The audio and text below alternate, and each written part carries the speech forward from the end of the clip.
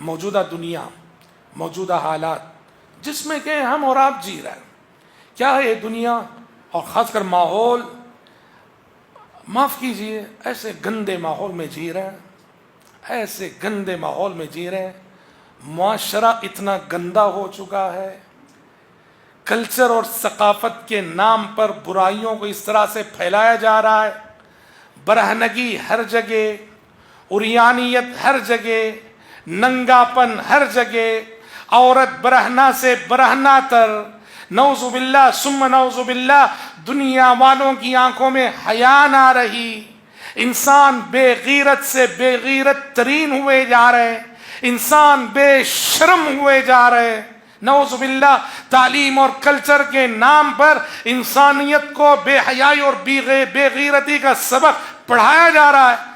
ایسے میں بھائیوں، ہمارے لیے، آپ کے لیے اپنے اخلاق و کردار اور جوانی کو بے داغ رکھنے کا بہت بڑا چیلنج، خصوصاً ہماری نوجوان نسلیں، ہمارے نوجوان بھائی، ہماری نوجوان بہنیں، کالجوں میں پڑھنے والے لڑکے، کالج جانے والی لڑکیاں، ہم سب کے لیے، آپ سب کے لیے یہ دور، یہ زمانہ بہت ہی، ہر قدم سمجھیے کہ چیلنجز سے بھرا ہوا زمانہ ہے، سمجھ رہے ہیں؟ اور یاد رکھو، چیلنجز جتنے بڑے ہیں نا، چیلنجز جتنے بڑے ہیں، اگر ان چیلنجز کو فیس کر کے آپ اپنے دین کی حفاظت کر لیتے ہیں، اپنے اخلاق کی حفاظت کر لیتے ہیں، اپنے کیریکٹر کی حفاظت کر لیتے ہیں، اپنی جوانی کی حفاظت کر لیتے ہیں، انعام بھی اتنا ہی بڑا ہے، انعام بھی اتنا ہی بڑا ہے۔ کتنا بڑا؟ پیارے نبی نے کہا حشر کی عدالت میں جب ساری مخلوق چلچلاتی دھوپ میں تڑپ رہی ہوگی، جن خوش نصیبوں کو ٹھنڈا سایہ ملے گا اس میں کون ہوگا؟ وَرَجُلٌ دَعَتْهُ امْرَأَةٌ ذَاتُ حَسَبٍ وَجَمَالٍ فَقَالَ إِنِّي أَخَافُ اللَّهَ۔ ہاں، سائے میں جگہ پانے والا کون ہے؟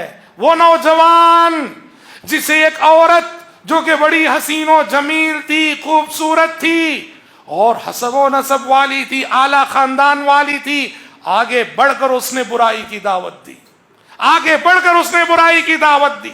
عورت کے پاس کچھ نہ ہو، صرف حسن و جمال ہو تو اتنا بڑا فتنہ بنتی ہے کہ تاریخ کتنے واقعات یاد رکھی ہے، وقت کے حکمرانوں نے غریب عورتوں کی محبت میں گرفتار ہو کر اپنے تاج بھی گوا دیے ہیں، اپنے تخت بھی گوا دیے ہیں۔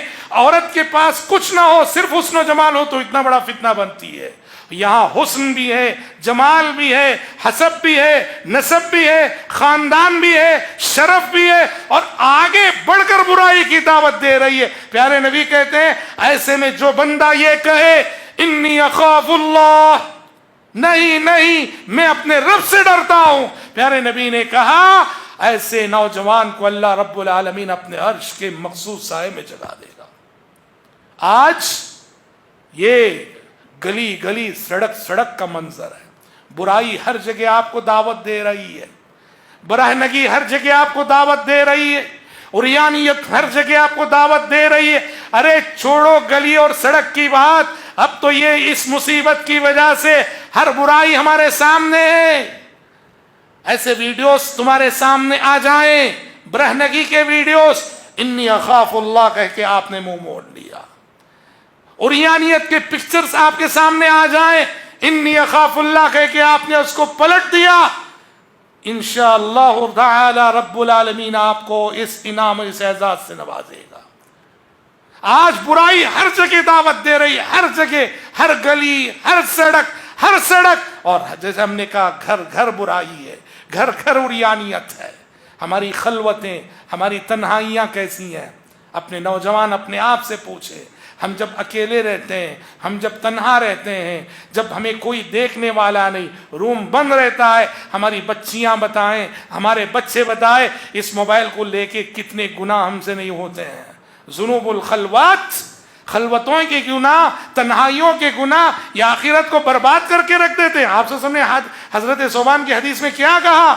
کچھ لوگ پہاڑوں جیسی نیکیاں لے کر آئیں گے کل قیامت کے روز، اللہ ان نیکیوں کو پراگندہ ذرات کی مانند اللہ اڑا دے گا، یعنی وہ نیکیاں کوئی قیمت، کوئی وزن نہیں رکھیں گی۔ صحابہ نے پوچھا اللہ کے نبی ایسا کیوں ہے، کس لیے؟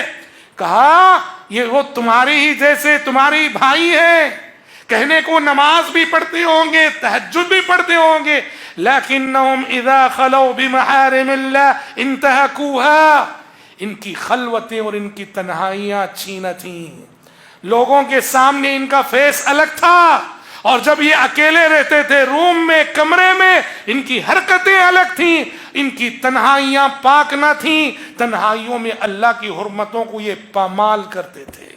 میرے نوجوان بھائیوں اور میرے نوجوان ساتھیوں اور میری نوجوان بہنوں، اس فتنے میں تو سبھی مبتلا ہیں، لیکن خصوصیت کے ساتھ نوجوان طبقہ۔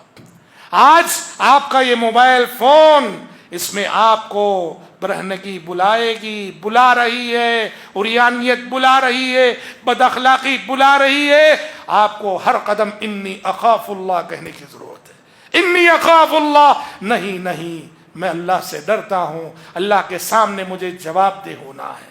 حضرات، جس دل میں اللہ کا خوف ہوگا، جس دل میں اللہ کا خوف ہوگا، وہ چھوٹے سے گناہ کو بھی پہاڑ کی مانند سمجھے گا، اور جب چھوٹا سا گناہ ہو جائے 100 بار وہ جو توبہ کرے گا۔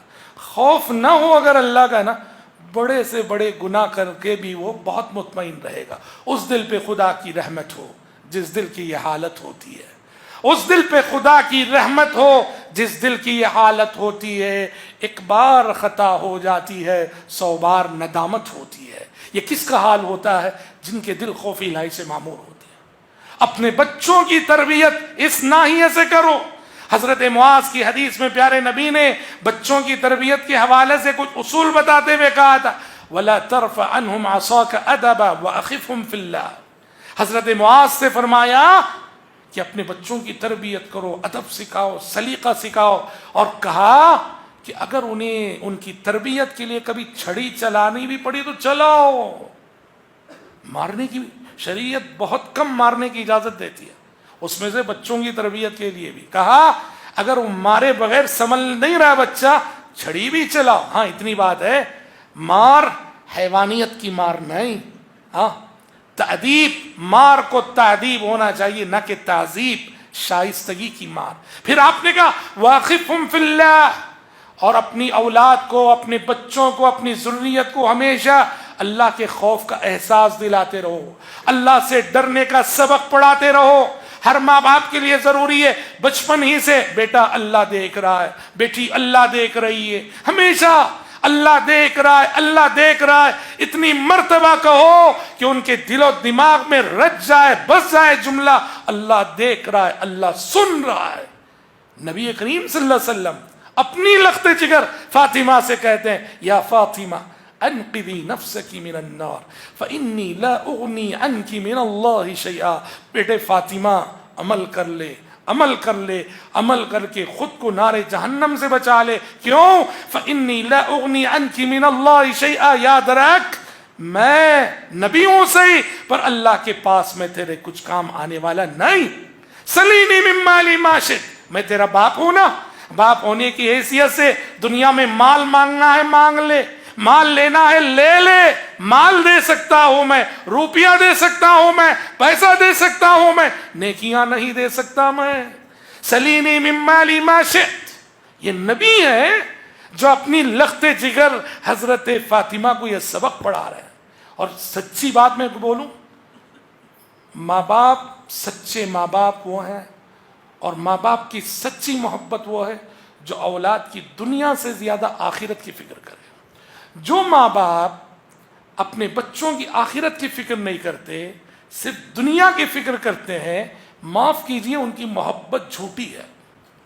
آپ کی محبت اگر سچی ہوگی، آپ پہلے اپنے بچوں کو نار جہنم سے بچانے کی فکر کریں گے۔ سمجھ رہے؟ ارے دنیا ارے کسی بھی طرح گزر جائے گی جی، کتنا جی جینا ہے؟ ہاں تقارب زمان کے اس دور میں 60 سال 70 سال پلک جھپکنے کی طور پر گزر جائیں گے۔ آخرت ہے، والآخرۃ خیر وابقیٰ، وہاں کی فکر کرو، وہاں کی فکر کرو۔ سچی محبت وہ ہے، اور سچے اور ذمہ دار والدین وہ ہیں جو اپنی اولاد کی آخرت بنائیں، اور آخرت بنانے کا مطلب یہ انہیں دیندار بنائیں، انہیں توحید کا سبق پڑھائیں، انہیں اتباع سنت کا سبق پڑھائیں، انہیں شرک سے روکیں، انہیں بدعت و خرافات سے روکیں، انہیں اچھے اخلاق کی تعلیم دیں، انہیں علم کی دولت سے نوازیں۔ ہاں دنیا بھی بناؤ، شریعت روکتی نہیں، دنیا بھی پڑھاؤ، دنیا میں بھی آگے بڑھاؤ، لیکن دین کو مقدم رکھو۔ یہ اللہ کی تعلیم ہے اور یہ ذمہ دار والدین کی علامت ہوتی ہے۔ تو محترم بھائیوں، محترم بہنوں، یہ آج کا یہ ہمارے خطاب میں یہ جو پیغام کے طور پر کہیے کہ ہم سب کو، آپ سب کو چاہیے کہ ہماری زندگی خوف الہی کے سائے میں گزرے۔ اور گفتگو کے اختتام میں یہ بھی کہہ دینا میں ضروری سمجھتا ہوں، چونکہ میرا ٹاپک خوف تھا اس لیے میں نے صرف خوف پہ بولا ہے، سمجھ رہے؟ ورنہ ایک بات یاد رکھیں، زندگی میں اللہ کا ڈر اور اللہ کی محبت دونوں میں بیلنس رہنا چاہیے۔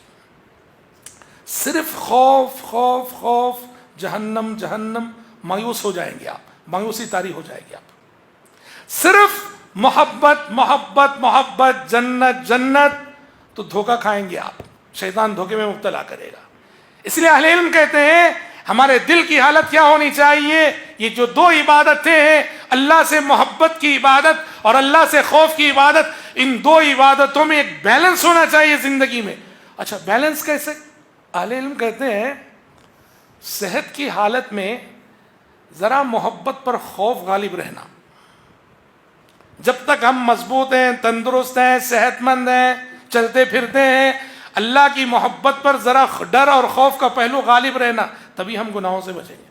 اور جب ہم موت کے قریب ہو جائیں، جب ہم موت کے قریب ہو جائیں تو خوف پر محبت غالب آ جانا۔ سمجھ رہے ہیں آپ؟ کیونکہ پیارے نبی نے کیا فرمایا؟ لا يموتن احدكم الا وهو يحسن بالله الظن۔